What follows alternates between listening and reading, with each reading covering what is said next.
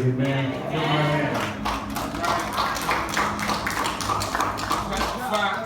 Good evening, church. Praise the Lord, be with you. Triune God, God the Father, the Son, and the Holy Spirit. My pulpit family behind me, and all of you saints and saints of God. I'm glad to be in the house tonight. I want to talk with y'all a little bit. I didn't do a scripture, but I want to talk about 2018 and some of the things that occurred. While it's brought us much happiness, ranging from a variety of things, whether it be new relationships or promotion on the job or start of a new business, to some of our loved ones here going off to college and beginning their new adult life, or the homecoming of prison for so many of us. The balance is because God does balance our life. He gives us enough blessings to keep us wanting more of Him, but enough burdens to keep us humble. Amen. All right. So, while 2018 has brought us many great challenges, it's also thrown some obstacles in our way. And I'm sure I'm not the only one you can agree with. Financial loss, trouble in the home. August 11th really shook my family to its core with the death and passing of my uncle. But the peace of God is what sustained us and kept us through those trying times. So I wanted to get up here and pump everybody up with, some of the familiar things like 2004, broke no more, and 2008, we gonna be great. Some of those good sayings like that. 2010, we in the win. I even had one for 2019. All we see is green. But God said, no, encourage my people to prepare themselves and be ready. 2019, as long as 45 is in office, we got some rough days ahead of us. So instead of giving y'all this false hope and letting y'all bring that into the new year, I'm gonna tell you some things. I encourage y'all to take notes that y'all should bring into the new year with us. The first thing I want us to bring is joy. Nehemiah 8:10 says, the joy of the Lord is my strength. In this world, we're looking for everything we need, something to make us happy. Kirk Franklin said, the difference in joy and happiness is happiness, you have to have something happen in it. But joy is an inner peace that God gives you. You can't put a price on joy. I found joy being able to provide and watch my daughter open her Christmas gifts. I found joy being able to talk to my mom, just not being on the road from time to time. So let's take joy with us into the new year. Another thing we're going to take with us is peace. Oh, yes. Peace, we're going to take that with us too. Philippians 4:17 said He'll give us a peace that passes all understanding. This world, everything is fast-paced and we have so much going on that we don't take the time to seek solitude and seek peace. Everything is just go, go, go. We're so busy. So let's take that with us into the new year. Peace. Long suffering. We know because patience is a virtue. That's all long suffering is. Gentleness. Psalms 18:35 says, thy gentleness has made me great. It's nothing that I did. It's the way that I treat you. When I see you, I treat you with a gentle, loving spirit. That's what makes us great.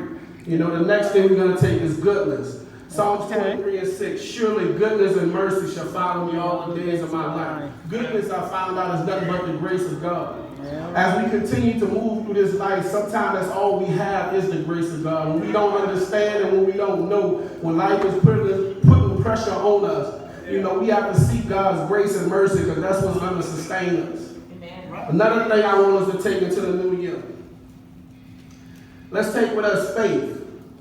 This generation here is, we ain't going to talk about them, they don't get it. This generation here, and along with the teachers of science, says they need to see it in order to believe it. We need to see it in order to believe it, but the devil is a liar. I'm here to tell you that let God be true and every man a liar. Why? Because Hebrews 11:1 says that faith is the substance of things hoped for and the evidence of things not seen. I don't have to see it. Like my old people say, give me that old time religion that I feel deep within. That's what we need to take with us, faith. Another thing we want to take with us is meekness. Meekness. Let's humble ourselves. James 4:10 says, humble yourselves in the presence of the Lord and He will exalt you. How many of y'all know somebody that every single time they get a blessing, every time something happens in their life, they got to tell you? Where's the humility in that? Work behind the scene. Don't be scared. Don't be afraid to let God get the glory. Amen? Another thing we want to bring in with is temperance. Temperance is self-control.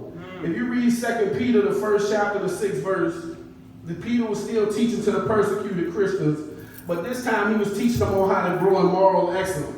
Look what he said. He said, giving all diligence, add to your faith virtue, then to your virtue knowledge, and to your knowledge temperance. Yeah. We have to know how to control ourselves in every situation that we face in life. Every single thing we do, when they see me, they should see God in me. You know, I can't be out here just living any kind of way and then on Sunday try to tell you something. Come on, I'm helping somebody. Talk to me. And the last thing, which is all, which is everything summed up in one, is love.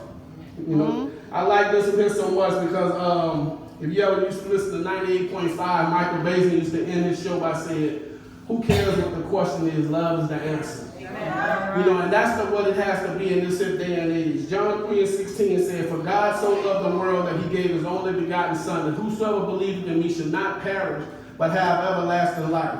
I heard the question asked, well, how can he love me? How can he forgive me for some of the things that I did when I'm not even sure I forgive myself? You know, and the answer was simple, because he loved us this much with an everlasting love.